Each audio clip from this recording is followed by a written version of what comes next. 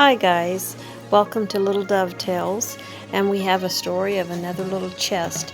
I bought this chest from a woman who sold her home. She sold it to me with a small desk or table, and I told her what I had in mind was to make a gift of the little chest and to resell the table just to kind of restock my supplies. As you see, I wanted to take that handle and get rid of it, and the star on the front of it or the diamond that dated it. And so I got to work disassembling the things that I thought really dated it and made it look like an old magazine rack, which is what it used to be. The top is added to make it a chest, but magazines aren't real commonly used, so I got rid of it. Trying to modernize it and update a little bit. And it's coming along. It's starting to look more like what I had in mind. Of course, there's always a little damage when you disassemble something, so here I'm using wood filler to try to repair that damage. And I have in mind to try to give it a Shoshobi style or scorched finish to make it more farmhouse appropriate. The person I have this particular piece in mind for is a little bit of a pioneer woman herself. Like me, she has an arts and crafts background and loves to make things and is just a real artistic, creative person, and a Jill of all trades like me. And I was hoping that if I could make this a little bit more farmhouse, a little rustic but still feminine, it might be something that she could use for storage.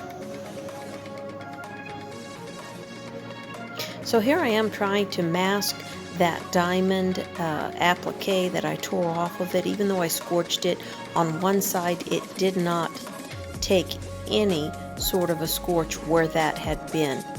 So I realized I was going to have to put on some artwork to try to mask it.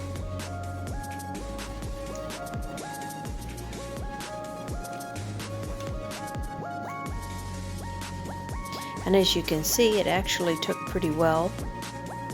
Although you still can kind of make out that center diamond, it's not as apparent. I'll be working on that, accenting it with a little more paint to hide it further.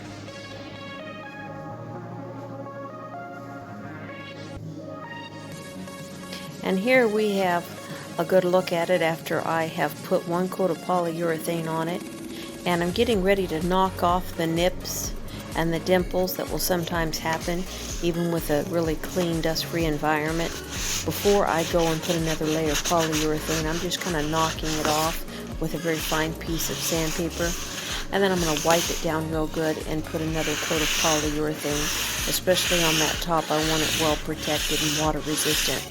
This little cabinet or storage chest, see, there's the nicks I'm talking about, little bubbles.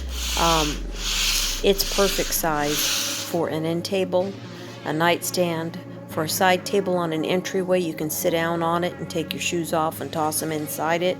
It's a pretty good sized cabinet. It's the perfect size, actually. Not quite as big as a Hope chest, but not too small to be practical storage or an end table. So that polyurethane is starting to dry and really self-level. You can see where I added artwork to the back of it to hide that diamond, and it really looks pretty. Enhancing that stenciling by hand, adding some color, really makes a difference. Now, I didn't have to do that on the front because it took the Shoshobi burn finish better on the front for some reason. May have been the glue they used to attach it. So you can see that lid's just beautiful. That burning brings out every detail in the grain. It makes it gorgeous. Each piece will be unique this way because each piece of wood has a grain in it like a fingerprint to a person. It's just beautiful. So there's your before with that hideous diamond. Dates it. And there's an after. And I hope the nurse that I give it to really enjoys it. She's a really sweet soul, and I know that she could use the storage, but I hope it's her taste. Thanks for being with me for another little dovetail.